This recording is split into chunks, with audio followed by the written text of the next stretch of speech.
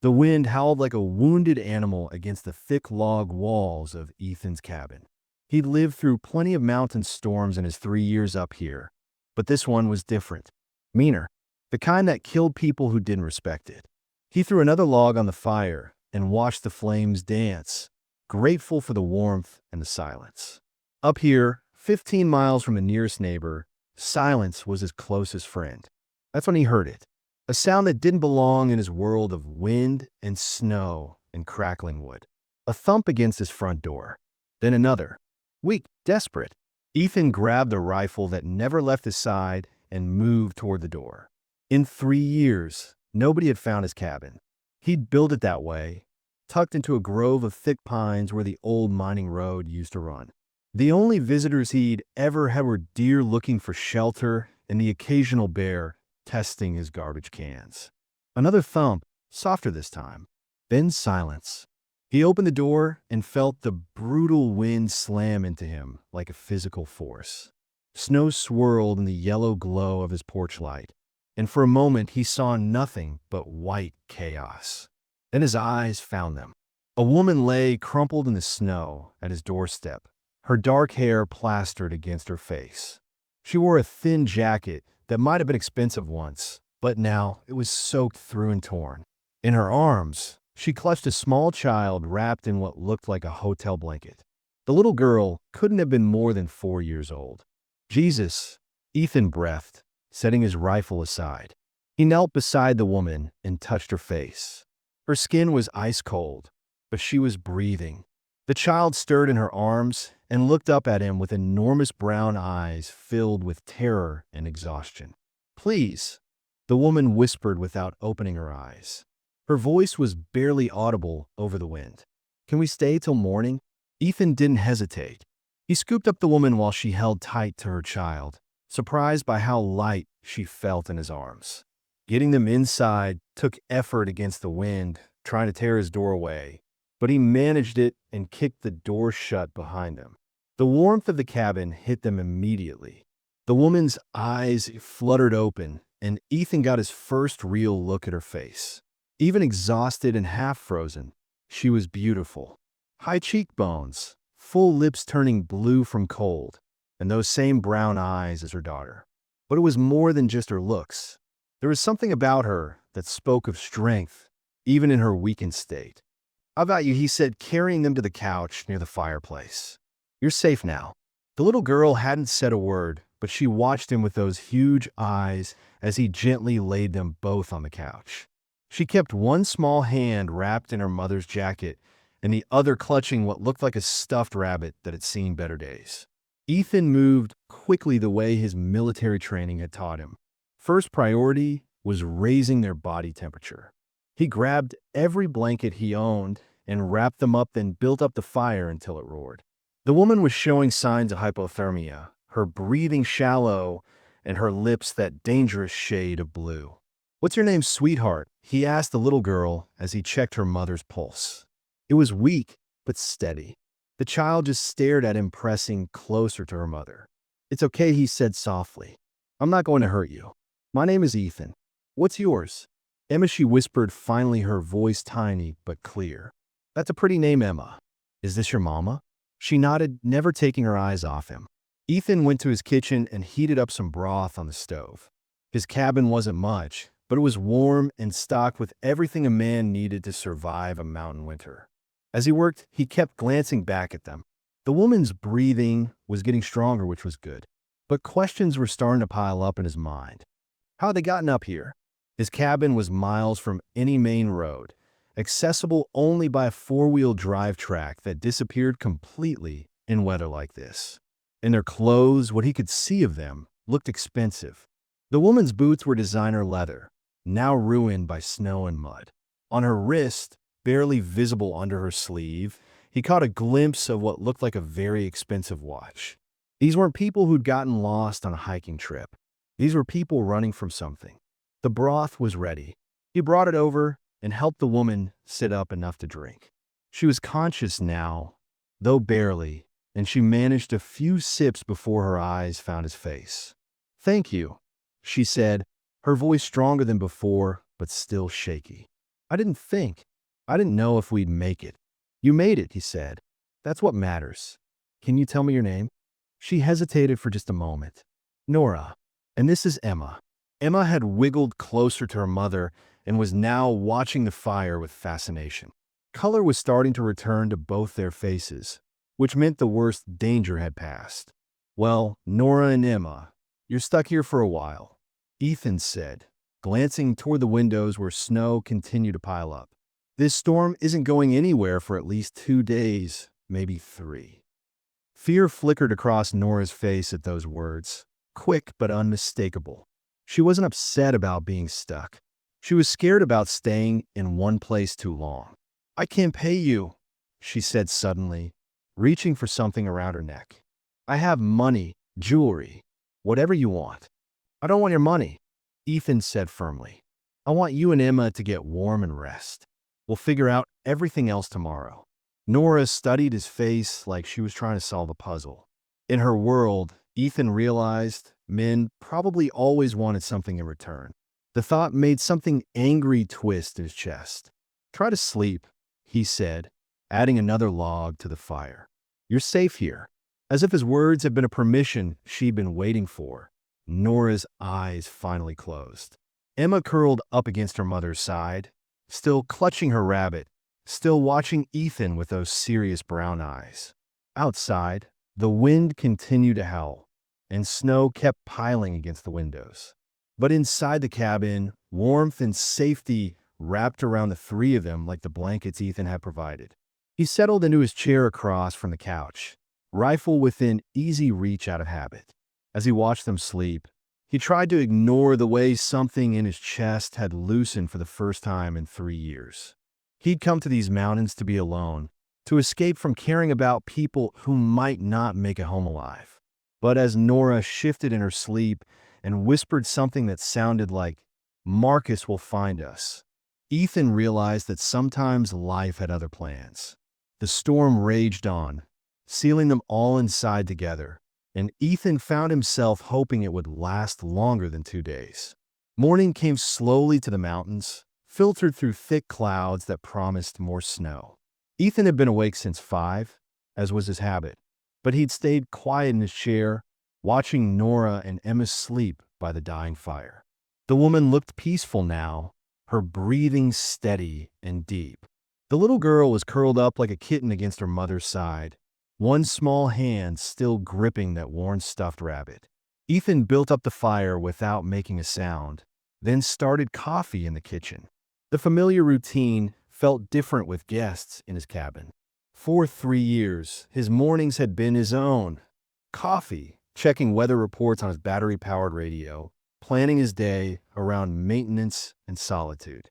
Now he found himself moving quietly, careful not to wake them, and the change unsettled him more than he wanted to admit. Nora stirred first, her eyes opening slowly and then immediately darting around the room with the sharp awareness of someone who'd learned to be afraid. When she saw Ethan in the kitchen, her whole body tensed. "Good morning," he said softly, pouring coffee into a mug. "How are you feeling?" "Better." She sat up carefully, keeping Emma close. The storm. Ethan nodded toward the windows, where snow continued to fall in thick, heavy flakes. "Still going strong.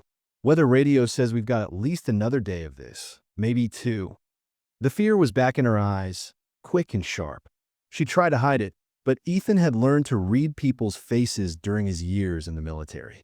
This wasn't disappointment about delayed travel plans. This was panic about being trapped in one place. "I should try to leave," she said, starting to stand. "I don't want to impose any longer." "Lady, you'd be dead in an hour out there," Ethan said bluntly. Temperature dropped to 15 below last night, and that's not counting wind chill. Nobody's going anywhere until this passes. Emma woke up then, blinking those big brown eyes and looking around the cabin with curiosity instead of the fear from last night. She spotted Ethan in the kitchen and gave him a tiny wave, which hit him somewhere in the chest he hadn't expected. "Are you hungry, Emma?" he asked. "I've got pancake mix." The little girl's eyes lit up, and she looked to her mother for permission. Nora hesitated, then nodded. That's very kind of you. As Ethan cooked, he watched Nora out of the corner of his eye. She moved around his cabin like she was cataloging escape routes, her gaze lingering on windows and doors. When she thought he wasn't looking, she pulled her sleeves down to cover her wrists. But he'd already seen the bruises there, finger-shaped marks that told a story he knew too well from his time responding to domestic calls during his brief stint as military police. "You're not from around here," he said, flipping pancakes. It wasn't a question. "No, we were just traveling through mountain back roads in the middle of the worst storm in 5 years."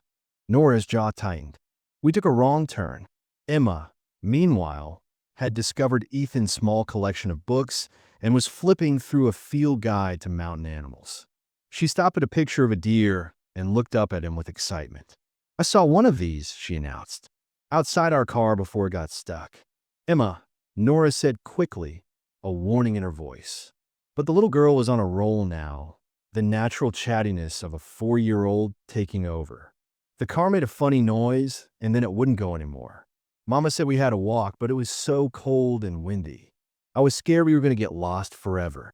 "You weren't lost," Ethan said gently, setting a plate of pancakes in front of her. "You found exactly where you needed to be." He brought Nora coffee and pancakes, noting the expensive watch on her wrist. A Rolex, if he wasn't mistaken. Her wedding ring was platinum with diamonds that probably cost more than his cabin was worth. Whatever story she was telling him about wrong turns and traveling, it wasn't the whole truth. "Emma's right about the deer," he said, sitting down with his own breakfast. "They come down from the higher elevations when storms hit. Smart animals. They know when to seek shelter. Unlike some people," Nora said quietly, and there was something bitter in her voice. After breakfast, Emma discovered Ethan's woodworking corner. He'd been carving to pass the long winter evenings, mostly birds and small animals. She was fascinated by a half-finished rabbit that looked remarkably like her stuffed toy. "Can I watch you work on it?" she asked. Ethan glanced at Nora, who nodded reluctantly. He pulled out his carving tools and showed Emma how to hold the wood steady while he carefully shaped the rabbit's ears. Her concentration was absolute, her little tongue poking out as she focused on helping. "My daddy never showed me how to make things," Emma said quietly. "He was always too busy or too angry." "Emma," Nora warned again, but her voice was gentler this time. "It's okay," Ethan said. "Sometimes grown-ups have problems that make them forget how to be patient. That's not your fault." Emma nodded solemnly, like this made perfect sense to her. "That's what Mama says too. She says some people have sickness in their hearts that makes them mean." Ethan's hands stilled on the carving, and he looked up to meet Nora's eyes. She was watching him with a mixture of gratitude and wariness, like she couldn't decide whether to trust him with her daughter's innocent honesty. "Your mama sounds very smart," he said finally. The day passed quietly. Ethan showed Emma how to identify animal tracks in a book while Nora watched from the couch, slowly relaxing despite herself.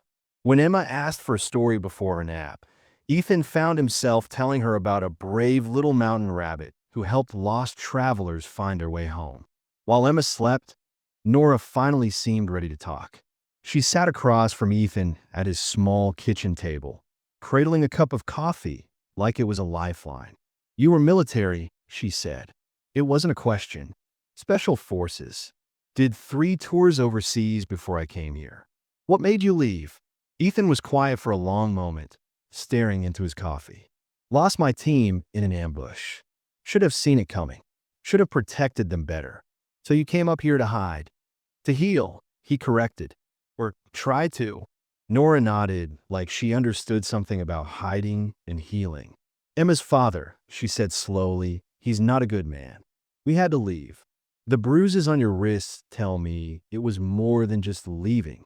Her hand moved instinctively to cover her wrists, then stopped. "You don't miss much. 3 years alone gives you time to notice things. You want to tell me what really brought you up my mountain in the middle of a blizzard?" Before Nora could answer, the radio crackled to life. Ethan kept it on low volume during the day for weather updates, But now a voice was coming through clearly. Search and rescue teams have located an abandoned vehicle near the base of Pine Ridge Road. Expensive SUV, license plate from out of state.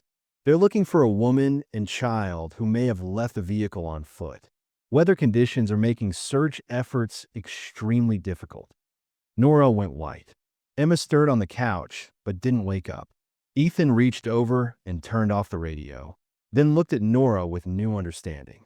"They're looking for you," he said quietly. She nodded, her hands shaking around her coffee cup. "His name is Marcus. He's my husband, and if he finds us here, he'll kill you just for helping us." Snow kept falling, but suddenly the walls of Ethan's cabin felt a lot less safe than they had that morning. The silence after the radio broadcast stretched between them like a taut wire. Emma slept peacefully on the couch, unaware that her innocent nap might be the last moment of safety they'd have. Ethan studied Nora's face, reading the fear and resignation there like words on a page. "Tell me everything," he said quietly. Nora set down her coffee cup with trembling hands. For a moment, she looked like she might bolt for the door, storm or no storm. Then her eyes found Emma's sleeping form, and something settled in her expression. Resolve, maybe, or just exhaustion from carrying secrets alone. "Marcus Richmond," she began, her voice barely above a whisper. "My husband. He owns Richmond Tech Solutions. You might have heard of him. Multi-billion-dollar company, contracts with the government, very powerful connections." Ethan had heard of Richmond Tech military contracts, cybersecurity, the kind of company that made headlines when they landed big defense deals. "Go on." "I was 22 when we met, fresh out of college, working as a marketing assistant at a small firm he was buying. He was charming, successful, everything a young woman thinks she wants." Nora's laugh was bitter. "The first time he hit me was 6 months after our wedding. I was pregnant then." Ethan's jaw tightened, but he stayed quiet, letting her talk. "I lost the baby. Marcus said it was my fault for being clumsy, for falling downstairs. But I didn't fall. He pushed me." Tears started down her cheeks, but she kept talking. "Then Emma came along 2 years later. For a while, I thought maybe having a child would change him. It didn't. It just gave him another way to control me." Emma stirred on the couch, making a small sound in her sleep. Both adults froze until she settled again, clutching her rabbit closer. "The physical abuse was bad enough," Nora continued, "but Marcus is smart. He isolated me from friends, from family. Made sure I was completely dependent on him financially. I had no access to our accounts, no credit cards in my name. He monitored everything, my phone, my computer, even had me followed when I left the house." "What changed? What made you run now?" Nora's face went even paler. "Last week, I overheard a phone call. Marcus was talking to someone about updating his life insurance policy. The payout if I died would be $50 million. Then he said something about making sure it looked like an accident, something that would happen when Emma wasn't around, so she wouldn't be traumatized." Ethan felt ice in his veins that had nothing to do with the mountain cold. "He was planning to kill you." The next day, I found out Emma wasn't even in his will. He was going to eliminate me and then send her to boarding school overseas. Get her out of the way so he could remarry without complications. Nora wiped her eyes with her sleeve. "That's when I knew I had to get us out. How did you manage it, if he was watching you so closely?" "I've been planning for months, hiding small amounts of cash whenever I could, keeping fake documents in case I ever got the chance. Last Friday, Marcus left for a business trip. I took his spare car and drove for 12 hours straight, trying to get as far away as possible. But the car started making noise yesterday, and then the storm hit." Ethan was quiet for a long moment, processing everything she told him. He'd seen domestic violence during his time in the service, both overseas and stateside. But this was different.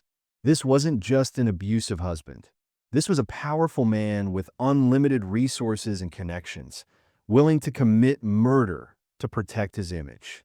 "The radio said they found your car," he said finally, "which means Marcus knows the general area where we are. He'll bring a team up here, search every cabin, every shelter. He won't stop until he finds us." Nora's voice broke. "I'm so sorry I brought this to your door. I didn't know where else to go." Ethan stood up and walked to the window, looking out at the falling snow.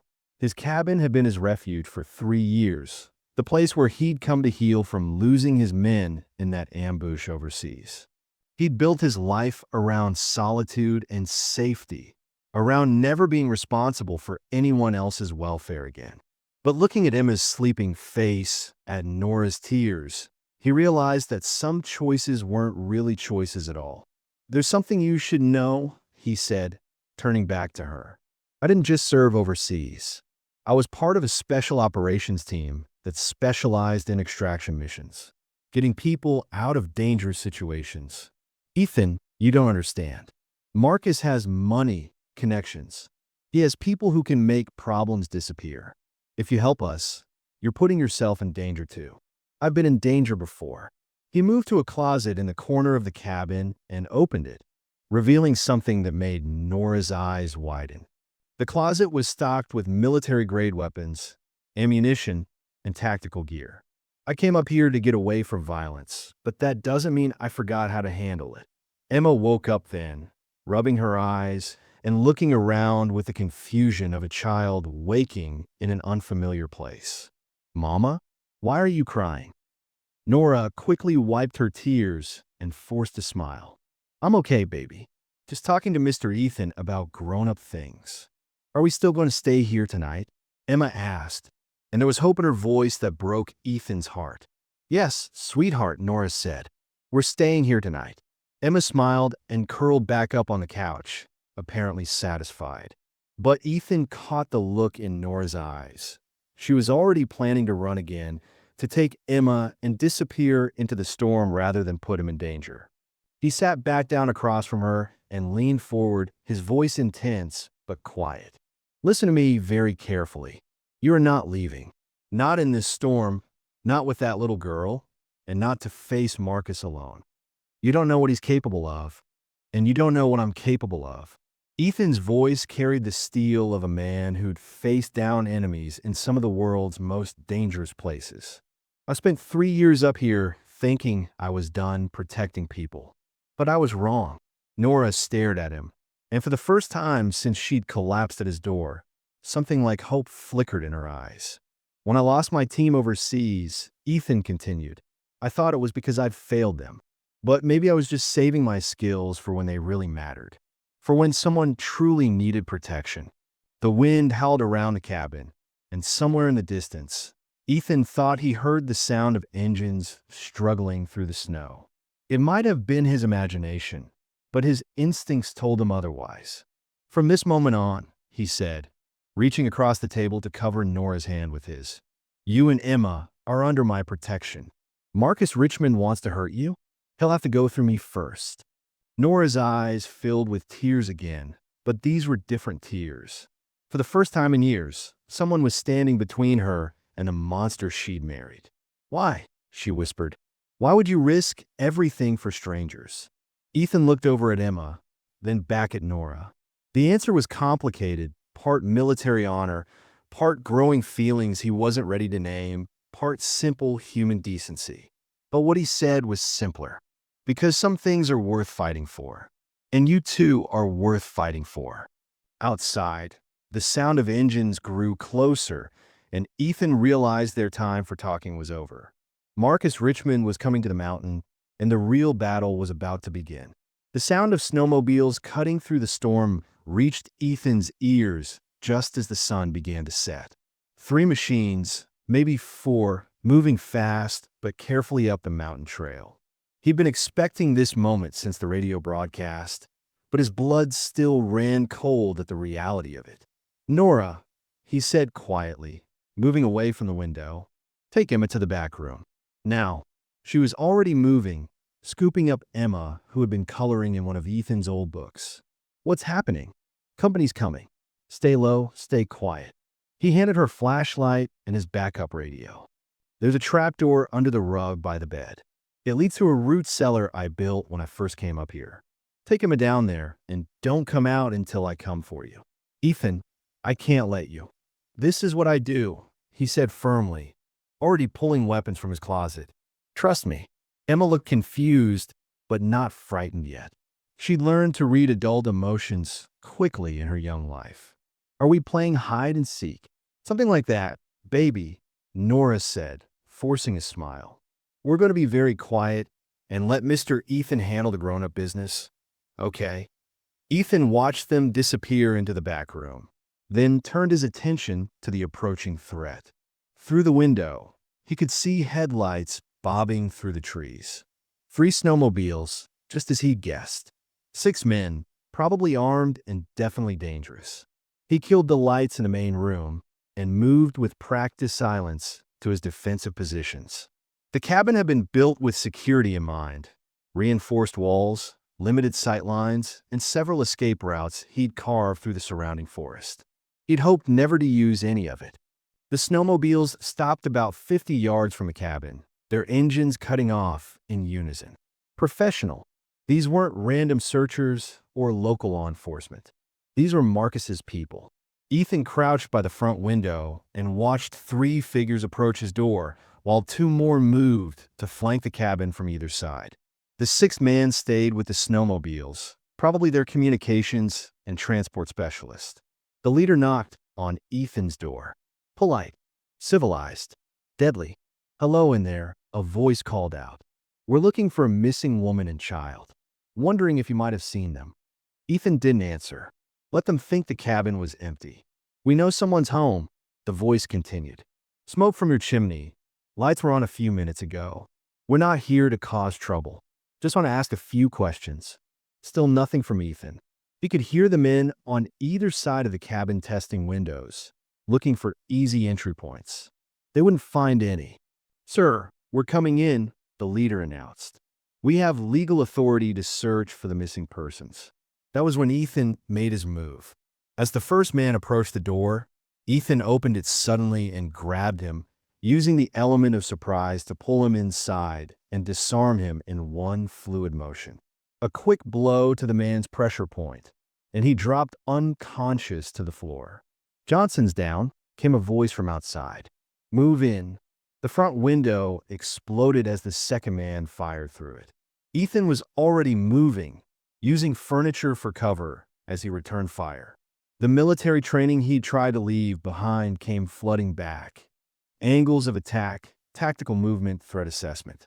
The men flanking the cabin tried to breach simultaneously, but Ethan had planned for this. As one came through the kitchen window, Ethan was waiting. Hand-to-hand combat in close quarters, quick and efficient. The intruder went down hard. 3 down. Ethan muttered to himself, moving toward the back of the cabin where the 3rd flanker would be trying to enter through the bedroom window. He was right. Glass shattered in the back room, but the man found himself facing an empty bedroom with a hidden opponent. Ethan took him down with a sleeper hold, careful not to make noise that might frighten Emma and Nora in the cellar below. Status report, came a shout from outside. When no answer came, the remaining men, the leader and the communications specialist, began to retreat toward their snowmobiles. Ethan let them go. His job wasn't to capture Marcus's men. It was to protect Nora and Emma. When the sound of snowmobile engines faded into the distance, Ethan secured the cabin and went to the back room. He knocked on the floor in the pattern he'd told Nora to listen for. 3 short, 2 long. The trapdoor opened slowly, and Nora's terrified face appeared. Is it over? For now. He helped her and Emma up from the cellar. Emma was wide-eyed but calm, still clutching her rabbit. Are the bad men gone? Emma asked. They're gone. Ethan confirmed, though he knew it was temporary. But they'll be back with more people. Nora was checking Emma over, making sure she wasn't hurt or too scared. What do we do now? Now we get ready for the real fight, Ethan said, moving to the window to assess the damage. That was just a scouting party. They were testing my defenses, seeing what kind of resistance they'd face. Mountain Papa, Emma said suddenly, using the name she'd given him the day before. Are you a soldier? I used to be sweetheart. Good, she said with 4-year-old certainty. Soldiers protect people. As Ethan boarded up the broken windows and planned their next moves, he realized Emma was right. For 3 years, he'd convinced himself he was done being a soldier. But some duties never ended. In the distance, he could hear helicopter rotors cutting through the storm. Marcus Richmond was bringing everything he had to this mountain. The real war was just beginning. Dawn came with the thunder of helicopter blades and the end of the storm. Ethan had spent the night preparing, moving Nora and Emma to the abandoned mining camp a mile higher up the mountain. The old mine had multiple tunnels and exit points, better for defense, better for escape if things went wrong. Emma was fascinated by the mine tunnels, treating it like an adventure despite the danger. She'd helped Ethan set up their supplies, carrying small items with the seriousness of a 4-year-old given an important job. Nora stayed close to the tunnel entrance, watching the sky through the bare trees. "How many men will he bring?" she asked as the helicopter noise grew closer. "Enough," Ethan said, checking his rifle one more time. "But they don't know this mountain like I do." The helicopter landed in the clearing near Ethan's cabin, and through his binoculars, he watched 6 armed men deploy. Then a 7th figure stepped out, and even from a distance, Ethan recognized him from the business magazines he'd seen in town. Marcus Richmond, tall, expensively dressed even for a mountain assault, moving with the arrogance of a man who'd never been told no. "He came himself," Nora whispered, looking through the spare binoculars. Her face was pale but determined. "Good," Ethan said. "That means we can end this today."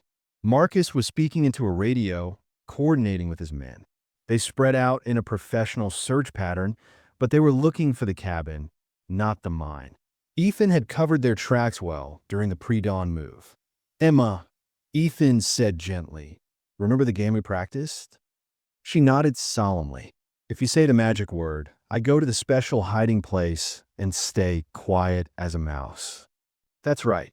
And what's the magic word?" "Rabbit," Emma said, holding up her stuffed toy.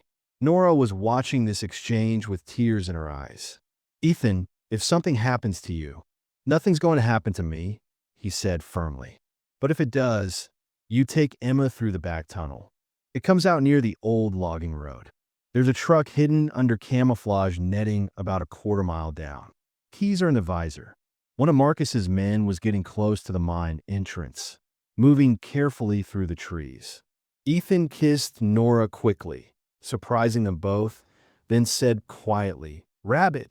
Emma immediately disappeared into the tunnel they designated as her hiding spot. Nora started to follow, but Ethan caught her hand.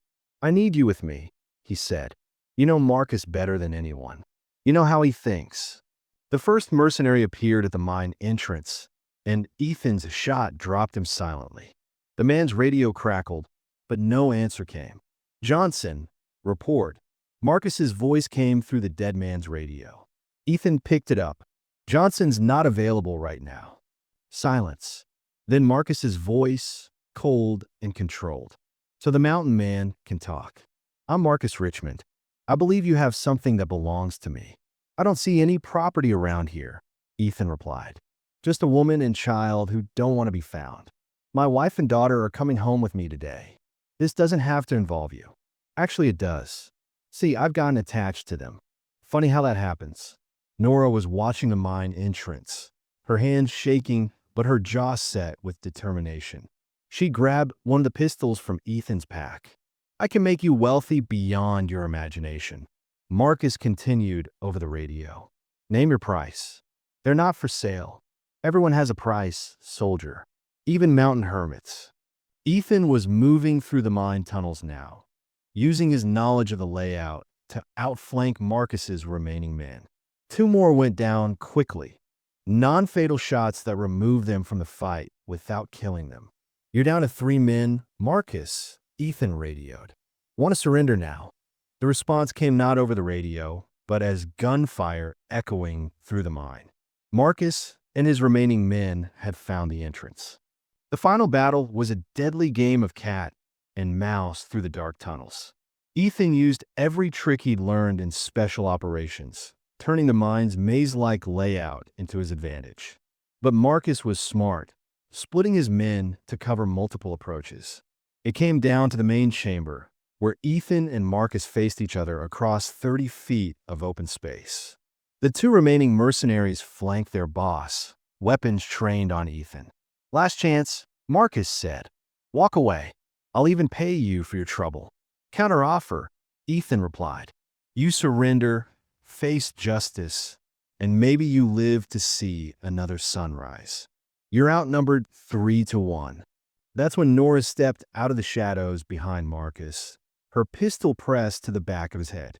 Actually, he's not. The mercenary spun toward her, and in that moment of distraction, Ethan moved. Military training took over. 2 quick shots, both non-fatal but disabling. Marcus's men dropped their weapons. "It's over, Marcus," Nora said, her voice steady now. "The FBI has been building a case against you for months. I've been cooperating with them since I found out about your murder plan." Marcus's face went white. "You couldn't have. I monitored everything. You monitored the scared, helpless wife you thought you'd created. You never saw the woman who was planning your downfall." As sirens echoed up the mountain, the FBI arriving right on schedule, Emma emerged from her hiding spot, running to Ethan and throwing her arms around his legs. "Did we win, Mountain Papa?" she asked. Ethan scooped her up, then pulled Nora close with his other arm. "Yes, sweetheart, we won." As Marcus was led away in handcuffs, he looked back at Nora one last time. "This isn't over." "Yes," she said quietly, "it is." The sun was fully up now, casting golden light through the mine entrance. For the first time in years, Nora felt truly free. And for the first time since losing his team overseas, Ethan felt like he'd won a battle that mattered. 6 months later, spring had painted the mountain in shades of green that Ethan had forgotten existed. The snow had melted into rushing streams. Wildflowers dotted the meadows, and the air carried the sweet scent of pine and possibility. His cabin looked different now, expanded with a new wing that included Emma's bedroom and a nursery that would be needed soon. Ethan stood on his newly built deck, watching Nora teach Emma how to cast a fishing line into the stream that ran behind their home. The little girl's tongue poked out in concentration, just like when she'd helped him carve that first wooden rabbit. Now she had a whole collection of his carvings lining her bedroom shelves. "Mama, I think I caught something." Emma squealed, her rod bending with the weight of what was probably a stick or an old boot. "Hold on tight, baby," Nora laughed, moving to help her. "Let's see what you've got."